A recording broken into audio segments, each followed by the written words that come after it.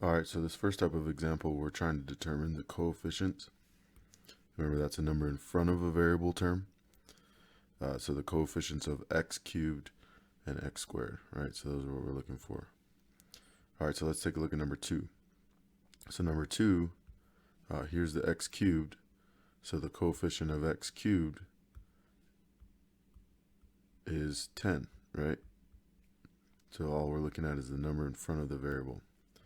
But sometimes the tricky thing is when you don't see a coefficient, right?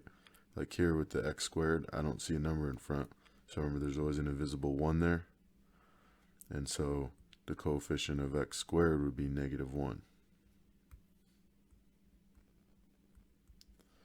All right. Okay, number 4, this one's a little different. There's a couple things we don't see. One, we don't see the number in front of x cubed, so that's a 1. So similar to the last problem, we have a -1 as a coefficient. Okay, but we don't even see an x squared, right? There is no x squared. So if you don't see a variable, then there's a 0 in front of it, right? You can write plus 0x squared, and 0 times anything is 0. And so, so if you don't have any x squareds, your coefficient is 0, right? You have 0 of them. And so coefficient for x squared is 0 in this case. All right, number 6, here we have some fractions. So for x cubed, it's x cubed over 2, but remember there's an invisible 1 there, so it's really 1/2 x cubed. Okay, so the coefficient of x cubed for number 6 is 1/2. All right, so the coefficient of x squared, what would that be?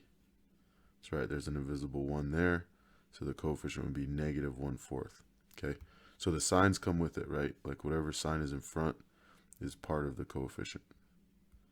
So the coefficient of x squared would be -1/4. All right, the next example type is we're trying to identify each polynomial by its length. Is it a monomial, binomial, trinomial? And we're going to state its degree, right? So we're going to state by degree and number of terms, right? So remember, monomial is 1 term. Binomial is 2 terms.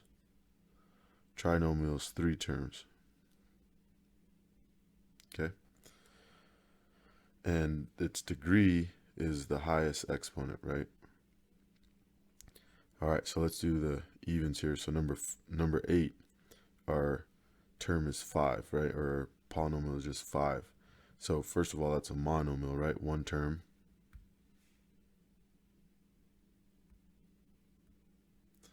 And then its degree, we don't have a variable, right? So if we don't have a variable, talked about this before, but that means it's to the 0 power, right?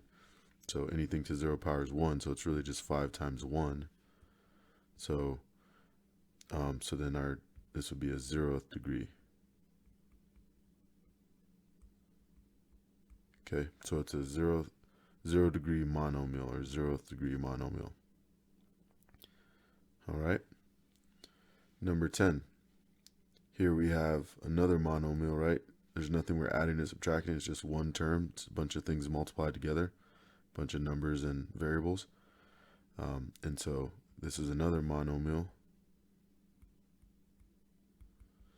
All right, but this time we have an 8th degree, right? We have the highest exponent is 8. So this is a 8th degree monomial. All right, number 12. Now we have more than 1 term, right? We have 2 terms, 1, 2, 2 things we're adding together. So this is a binomial. And the highest power is 1. So it's a 1st degree, or you'd say 1th degree, I guess. 1st degree. Number 14. So we have a trinomial here, right? 3 terms. All right, and the highest power is 6. So it's a 6th degree 6th degree trinomial.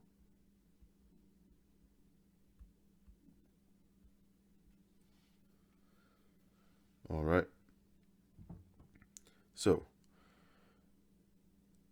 I think that about covers it. So maybe try a couple of these on your own.